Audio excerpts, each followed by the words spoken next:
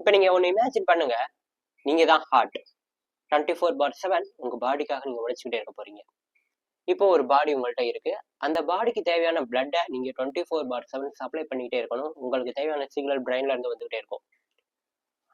நம்ம as a ஹியூமனா யோசிச்சோன்னா ஒரு 4 மணி நேரம் வேலை பார்த்துட்டு அதுக்கப்புறம் போய் ரெஸ்ட் எடுத்துருவோம்.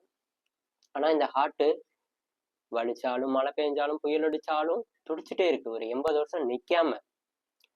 இத்தனைக்கும் அந்த பையன் இவனுக்கு எதுவுமே கொடுக்க போறதில்ல. எந்த ஒரு பெனிஃபிட்டும் இல்லை, எந்த ஒரு யூஸும் இல்லை, அது கொடுத்தாலும் வாங்கிக்கிற தன்மையில நம்ம இல்லை அப்படின்னு தெரிஞ்சும் எதுக்காக அவனுக்காக இவ்வளோ எஃபோர்ட்ஸ்? சின்ன பிரச்சனை வந்துட்டா, பிளட் ப்ரெஷர் இன்க்ரீஸ் ஆயிட்டா கூட அதுலயும் ஃபோர்ஸ் பண்ணி எதுக்கு இவ்வளோ ஹார்ட் ஒர்க்? எதனால? ஹார்ட் மட்டும் இல்ல, நம்ம பாடியில இருக்க எல்லா பார்ட்ஸுமே நமக்காக ஹார்ட் ஒர்க் பண்ணிட்டு இருக்காங்க. Even stomach.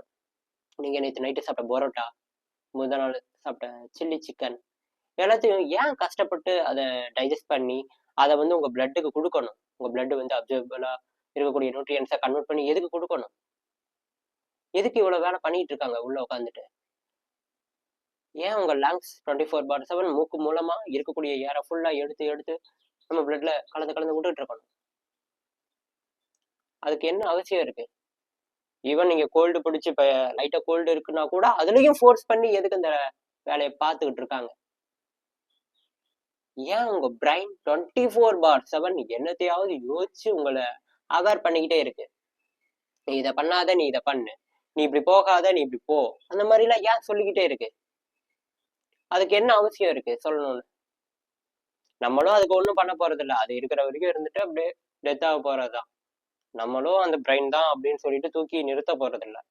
ஆனாலும் அது ஏன் நமக்காக உழைச்சிட்டே இருக்கு? இதெல்லாம் யோசிச்சு பார்க்கும்போது நம்ம ஒண்ணு புரிஞ்சுக்கணும். என்னன்னா, இந்த யூனிவர்ஸ், இந்த வேர்ல்டு, இங்க இருக்கக்கூடிய மக்கள், இவங்க எதுவுமே நமக்காக கொடுக்க போறது இல்லை. ஆனாலும் நம்ம உழைச்சிட்டே இருக்கணும். நம்ம நிக்காம ஓடிட்டே இருக்கணும். ஓடிட்டே இருக்கும்போது நமக்கு எதுவுமே கிடைக்க போறது இல்லை. ஓடுங்க. உங்க பாடிக்குள்ள இருக்க ஒவ்வொன்றும் அப்படித்தானே ஓடிட்டு இருக்கு. அப்படியே நம்மளும் ஓடுவோம். அதான் இயற்கையோட ஃப்ளோ. இதனால எனக்கு என்னுடையது அந்த மாதிரி எதுவும் கிடைக்கும் அப்படின்னு நினைச்சோம்னா கண்டிப்பா எதுவும் கிடைக்காது. ஸோ இப்ப எழுந்துறீங்க, ஓட ஸ்டார்ட் பண்ணுங்க. உங்களுக்குன்னு எந்த எதிர்பார்ப்பும் வச்சுக்காதீங்க. ஏன்னா உங்க ஹார்ட் உங்கள்கிட்ட இருந்து எதையும் எதிர்பார்க்கல, உங்க பிரெயின் உங்ககிட்ட இருந்து எதுவும் எதிர்பார்க்கல, உங்க லங்ஸ் உங்ககிட்ட இருந்து எதுவும் எதிர்பார்க்கல, உங்க ஸ்டொமக் உங்ககிட்ட இருந்து எதுவும் எதிர்பார்க்கல. நீங்க வச்சிருக்கக்கூடிய ஒவ்வொரு மசிலும் உங்களுக்காக வேலை செஞ்சுட்டு இருக்கு. ஆனா அது உங்ககிட்ட இருந்து எதுவும் எதிர்பார்க்கல. அதை நீங்க சர்வைவலா வச்சிருந்தீங்கன்னா மட்டும் போதும். அது உங்களுக்கு தேவைப்படும் போது கண்டிப்பா ஹெல்ப் பண்ணும். ரீசெண்டா ஒரு நியூஸ் படிச்சேன். என்னன்னா, ஒரு கோழியோட தலையை வெட்டிட்டாங்க, தெரியாம வெட்டிட்டாங்க. ஆனா அந்த கோழி கிட்டத்தட்ட 1 வருஷம் உயிரோட இருந்திருக்கு. எப்படின்னு பாத்தீங்கன்னா, அந்த கோழிக்கு போக வேண்டிய பிரெயினுக்கு பிளட் சப்ளை போக வேண்டிய கொரோனரி ஆர்டரி கிளாட் ஆயிடுச்சு. அதனால பிளட் லாஸ் எதுவும் நடக்கல. மற்றபடி அந்த ஊண்டு எல்லாமே, கழுத்துல இருந்த ஊண்டு எல்லாமே ஹீல் ஆயிடுச்சு. ஆனாலும் பாடி தன்னை தானே ஃபங்க்ஷன் பண்ணிக்கிட்டே இருக்கு. அதுக்கு தேவையான ஃபுட்டு அண்ட் ஆக்சிஜன் வந்து ட்ரக்கே ஓப்பன்ல இருந்தனால டைரக்டா ஆக்சிஜன் எடுத்துக்கிட்டாங்க.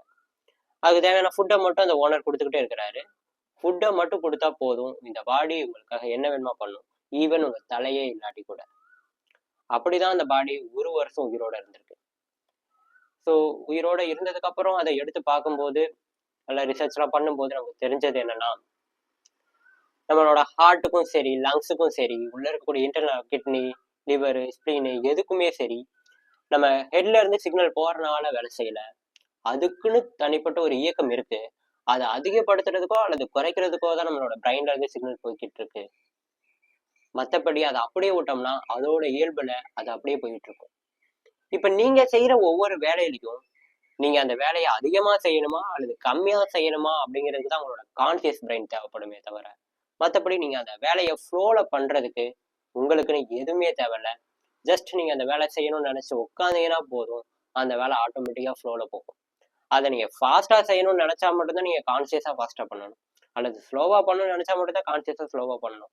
மற்றபடி அந்த இடத்துல நீங்க உங்களோட ப்ரெசன்ஸுக்கே உங்களால அந்த வேலையை ஆப்டிமம் ஸ்பீட்ல பர்ஃபெக்டா பண்ண முடியும். இது நம்ம பாடி கிட்ட இருந்து நம்ம கத்துக்க வேண்டிய பாடம்.